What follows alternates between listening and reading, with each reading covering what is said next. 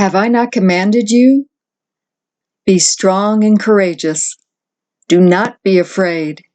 Do not be discouraged.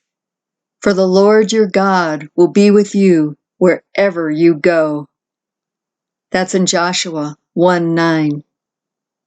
Mother Claire began, My dear ones, I am recognizing more and more why I become so tired and discouraged that I must fight to stay in the saddle. Recently, I was asking our family here on the mountain and in the desert for prayer, and one of our core members had a vision of what looked like a long rope trying to ensnare me. This evil cord of 3 strands was trying very hard to tie me up, but the more we prayed, the more the cord loosened. She looked closely at the cord, and a word was written on each of the 3 strands. They were discouragement, deterrent, and defeat. And here I want to take a moment and give you examples of these curses the Satanists who hate us have used against us to try and defeat us. Discouragement comes when we do not support one another in their ideas and inspirations. God works in our hearts to stimulate courage to keep going in the face of trials. And the people closest to us sometimes don't realize when they are coming against God's plan and undermining a simple inspiration. For instance, I have become more aware of the need for healthy food and was looking for my sprouting machine. I asked many people if they had seen it, and all said no. All except one individual who went through the trouble of really looking for it, found it, and brought it to me. Well, it needed a good cleaning, so I passed it on to someone to get the job done. Day after day went by, and still it hadn't been done, until finally I brought it up again, and someone cared enough to get the job done and bring it back to me that same day. So from the time I was looking for the sprouter until the time I was able to use it, 2 weeks transpired. In those 2 weeks, I was distracted by that need which troubled me, among all the other duties of community life and getting messages out to you. Beloved ones, little things mean a lot. Something that seems uninteresting or unnecessary to you may be the key ingredient to someone else's health. Deterrent.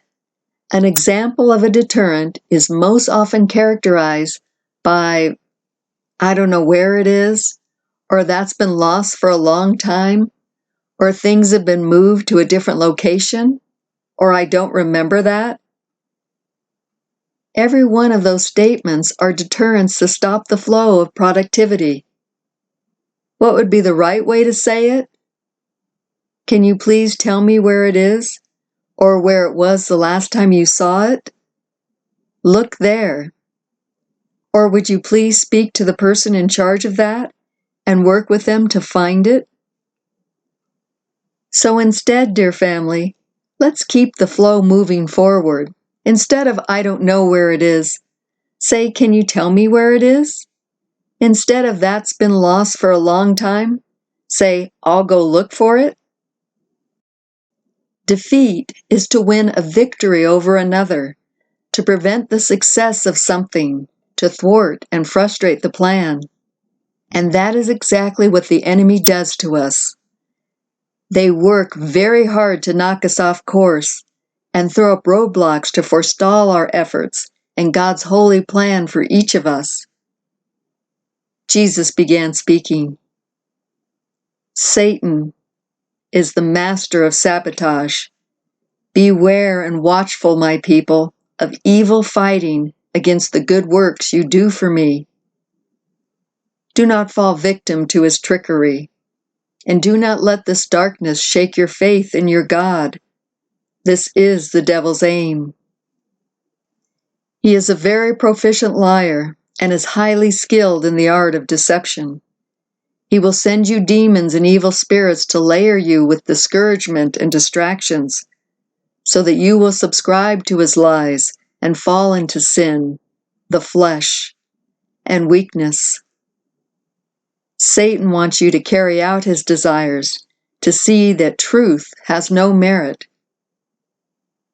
When your spirit is of fear and not of joy, you are experiencing thoughts of the devil. It is inflicted upon you to panic and fall short in heavenly wisdom. Satan will plant so many what-ifs in your mind that it will be difficult for you to overcome and resist temptation. He wants you to believe that my word and promises are not true. Please, children, don't buy into these pack of lies, as it will give you more ground to sin and waver from my will for you. The enemy will use your suffering to tempt you when you are at your weakest. The devil can manipulate you into believing that he can offer you more than your God. He will try to get you to rely on your own understanding and not on mine. This is a test in virtue. Jump over this hurdle, and please, dear ones, don't fall for these deceptive devices. Stand on what you know is right and true. Come and seek me during these trials, and I will strengthen you with my love, my joy, and my peace. And that was the end of his message. God bless you, heart dwellers, and may his peace be always upon you.